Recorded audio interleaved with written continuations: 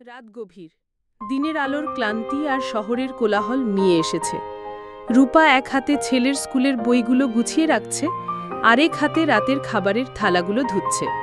পাশেই সোফায় হেলান দিয়ে বসে আছে ওর স্বামী রবিন। টিভির পর্দায় ফুটবল ম্যাচ চলছে। রবিন ঘাড় ঘুরিয়ে একবার রূপাকে দেখল, তারপর আবার মনোযোগ দিল খেলায়। রূপার মুখে হালকা হাসি, কিন্তু চোখে এক অদৃশ্য মেঘের ছায়া। সারাদিনের কাজের ভিড়ে একবারও রবিন জিজ্ঞেস করেনি, তুমি আজ কেমন আছো? অথচ এই প্রশ্নটা যেন এক গ্লাস ঠান্ডা জলের মতো শান্তি দিত ওর ক্লান্ত আত্মায়।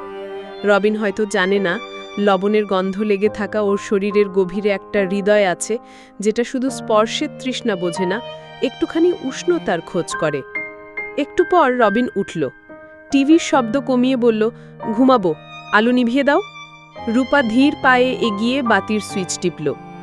অন্ধকার ঘরে দুজন শুয়ে পড়ল পাশাপাশি।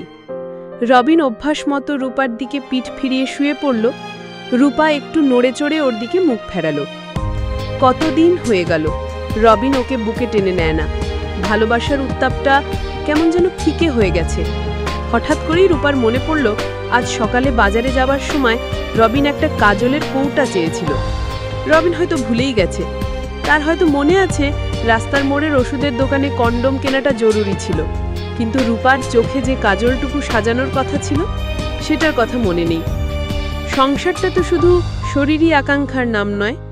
রবিন যখন ওর শরীরটাকে নিবিড়ভাবে স্পর্শ করে, তখন রূপার মনে হয় সে বুঝি কেবলই একটা শরীর। বুকের বাঁ পাশে ধুকধুক করার হৃৎপিণ্ডটার অস্তিত্ব যেন সে ভুলেই যায়।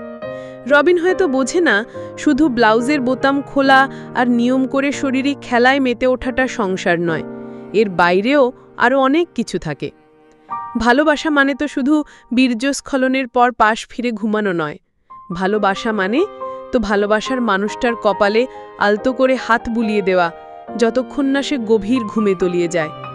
রবিন হয়তো ভাবে উন্মত্ত শরীরী আকর্ষণই সব, কিন্তু রূপার কাছে এই তীব্র আকর্ষণ শেষে একরাশ শূন্যতা ছাড়া আর কিছুই থাকে না। রূপা জানে যৌবনের এক সময় শরীর আর প্রেম একই সঙ্গে প্রয়োজন হয়, কিন্তু একটা বয়সের পর প্রেমটাই বড় হয়ে ওঠে। প্রেমিকের চোখে ভালোবাসার মুগ্ধতা না থাকলে নগ্ন দেহ মূল্যহীন হয়ে পড়ে।